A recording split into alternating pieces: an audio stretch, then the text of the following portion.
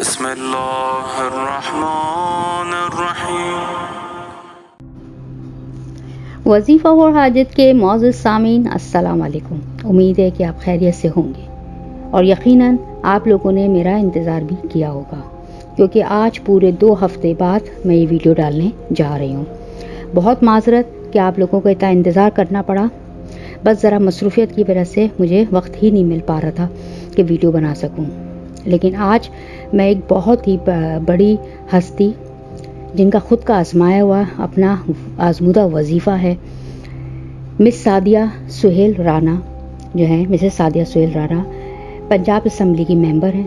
ان کا خود کا آزمایا ہوا وظیفہ ہے اور خود انہوں نے بیان بھی کیا ہے کہ ہر مشکل سے نجات کے لیے، ہر پریشانی سے نکلنے کے لیے یہ عمل کیا جائے تو جو ہے آپ کی بہت آسانی سے آپ اس میں مشکل سے نکل سکتے ہیں۔ ایسا پیارا وظیفہ ہے کہ آپ لوگ سنیں گے، دیکھیں گے تو خوش ہو جائیں گے۔ ویڈیو شروع کرنے سے پہلے ایک درخواست ہے کہ ویڈیو کو لائک ضرور کریے گا، کمنٹ میں بھی اپنی رائے کا اظہار ضرور کریں، اور چینل پر نئے آنے والے لوگ، میرے پیارے بہن بھائی، چینل کو سبسکرائب ضرور کریں۔ شکریہ۔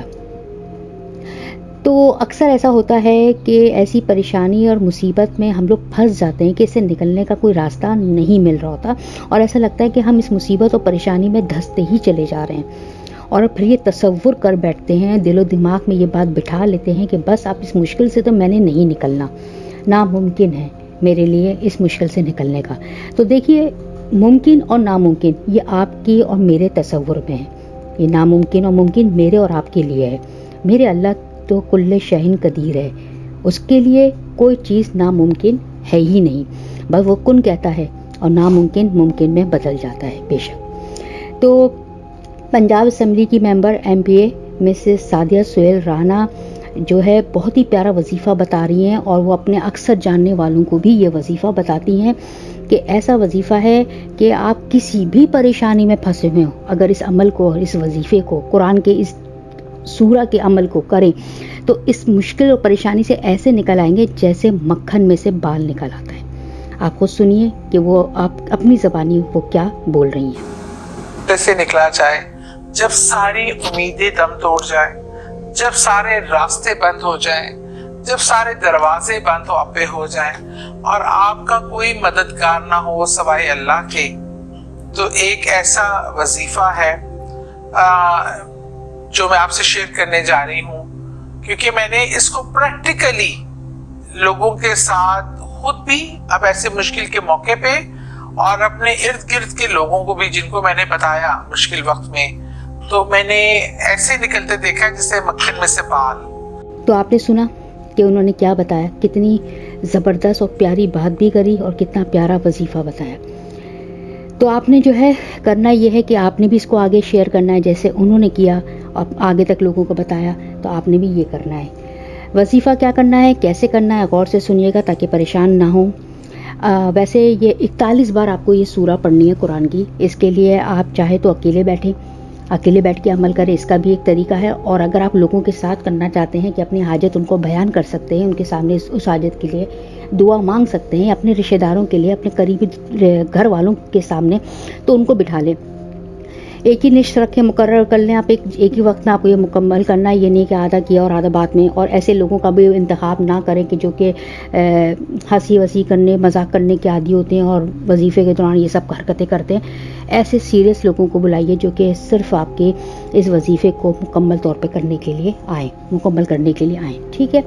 تو 11 بار اول و آخر آپ نے درود شریف پڑھنا ہے۔ درود شریف لازماً وہ ایک واحد عبادت ہے جس میں قبول ہونے یا نہ ہونے کی کوئی گنجائش نہیں رہتی، اس نے قبول ہونا ہی ہوتا ہے، چاہے آپ بددلی سے پڑھیں چاہے آپ دل سے پڑھیں۔